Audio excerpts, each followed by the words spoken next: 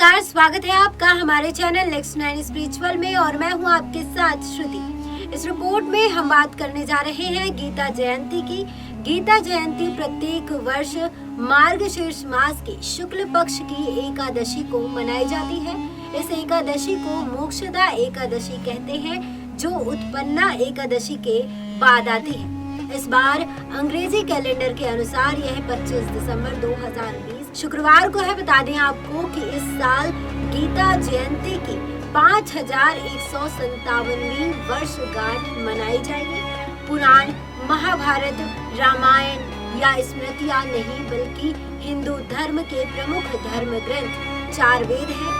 उपनिषदों का सार गीता है। महाभारत में श्री कृष्ण ने जो गीता का उपदेश दिया था वह वेदों पर ही आधारित है। महाभारत को पंचम वेद भी कहा गया है। चलिए बताते हैं श्रीमद् भागवत गीता की ये कुछ बातें। उपनिषदों का सार है गीता। जी हाँ, गीता की गणना उपनिषदों में की जाती है, इसलिए इसे गीतोपनिषद भी कहा जाता है। दरअसल यह महाभारत के भीष्म पर्व का हिस्सा है। महाभारत में ही कुछ स्थानों पर उसका हरि गीता नाम से उल्लेख हुआ है।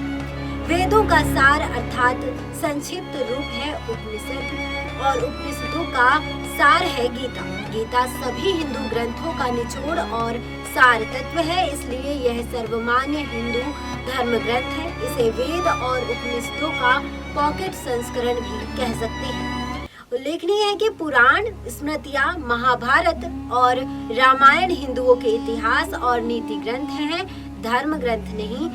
चलिए बताते हैं कब हुए थे श्री कृष्ण। जी हाँ, 3112 ईसा पूर्व हुए भगवान श्री कृष्ण का जन्म हुआ था।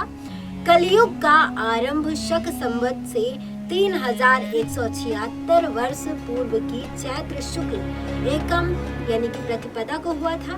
वर्तमान में 1939 शक संवत है। इस प्रकार कलयुग को आरंभ हुए 5115 वर्ष से अधिक हो गए हैं। चलिए बताते हैं कब हुआ था महाभारत का युद्ध। आर्यभट्ट के अनुसार महाभारत युद्ध 3137 ईसा पूर्व में हुआ था।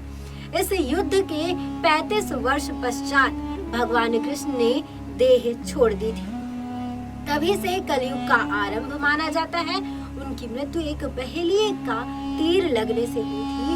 तब उनकी उम्र 119 वर्ष थी। इसके मतलब कि आर्यभट्ट की गणना के अनुसार गीता का ज्ञान 5157 वर्ष पूर्व श्री कृष्ण ने अर्जुन को दिया था। गीता के इस ज्ञान की इस वर्ष 5157वीं वर्षगांठ मनाई जाएगी।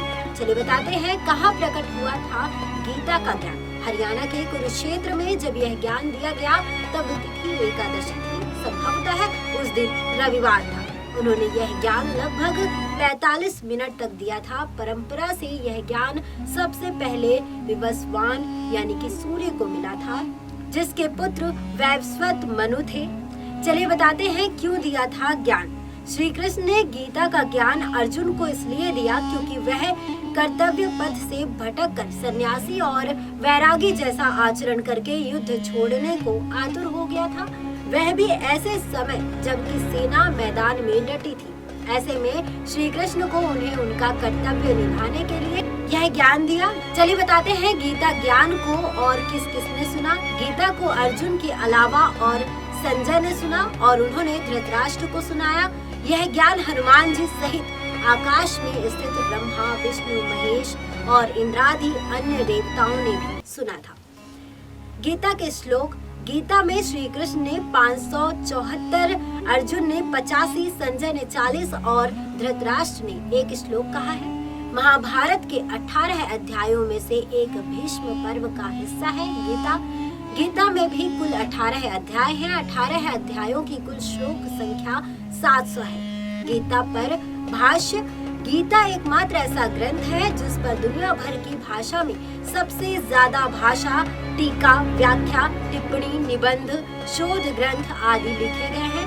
आदि शंकराचार्य, रामानुज, मध्वाचार्य, निम्बार्क, भास्कर, वल्लभ, श्रीधर स्वामी, आनंद गिरी, मधुसूदन सरस्वती, संत ज्ञानेश्वर, बाल गंगाधर तिलक, परमहंस योगानंद, महात्मा गांधी, सर्वपल्ली डॉक्टर राधा कृष्णन, महर्षि अरविंद घोष, एनी बेसेंट, गुरु दत्त, विनोबा भावे, स्वामी चिन्मयानंद, चैतन्य महाप्रभु, स्वामी नारायण, जय दयाल, गोयंदका, ओशो, रजनीश, स्वामी क्रियानंद, स्वामी राम सुखदास, श्री राम शर्मा, आचार्य आदि सैकड़ों विद्वानों ने गीता पर भाष्य लिखे या प्रवचन दिए हैं। लेकिन कहते हैं कि ओशो रजनीश ने जो गीता पर प्रवचन दिए हैं वह दुनिया के सर्वश्रेष्ठ प्रवचन है। चलिए बताते हैं गीता में क्या है। गीता में भक्ति, ज्ञान और कर्म मार्ग की चर्चा की गई है। उसमें यम, नियम और धर्म कर्म के बारे में भी बताया गया है। गीता ही कहती है कि ब्रह्म यानी कि ईश्वर एक ही है। गीता को बार बार पढ़ेंगे तो आपके समक्ष इसके ज्ञान का रहस्य खुलता जाएगा। गीता के प्रत्येक शब्द पर एक अलग ग्रंथ लिखा जा सकता है। गीता में सृष्टि, उत्पत्ति, जीव, विकास क्रम, हिंदू संधिवाहक क्रम, मानव उत्पत्ति, योग, धर्म, कर्म, ईश्वर, भगवान, देवी देवता, उपासना, प्रार्थना, यम, नियम, राजनीति, युद्ध, मोक्ष, अंतरिक्ष, आकाश, धरती, संस्कार, वंश, कुल, नीति, अर्थ, पूर्व जन्म, जीवन प्रबंधन, राष्ट्र निर्माण, आत्मा, कर्म सिद्धांत, त्रिगुण की संकल्पना, सभी प्राणियों में मैत्री भाव आदि सभी की जानकारी है।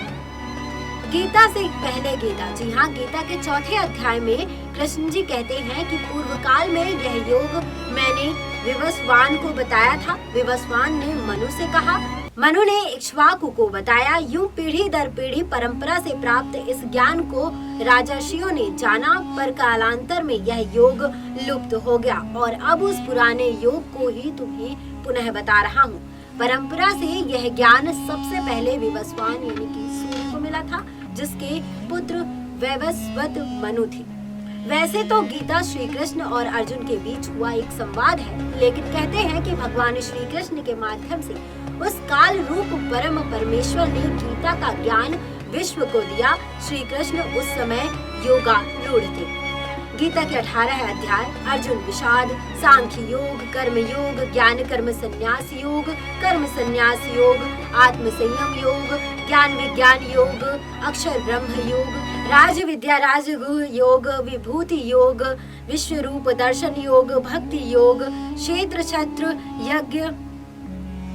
क्षत्रज्ञ विभाग, गुण त्रय विभाग, पुरुषोत्तम योग, दैवासुर संपद विभाग योग, श्रद्धा त्रय विभाग योग और मोक्ष संन्यास योग नाम से 18 अध्याय हैं। बता दें कि ये पूरी जानकारी हमें वेबसाइट्स और अन्य जगहों से प्राप्त हुई है। ये जानकारी आपको कैसी लगी आप हमें कमेंट बॉक्स में कमेंट कर जरूर बताएं और इस वीडियो को ज्यादा से ज्यादा लाइक करें, शेयर करें और चैनल को सब्सक्राइब करें। नमस्कार।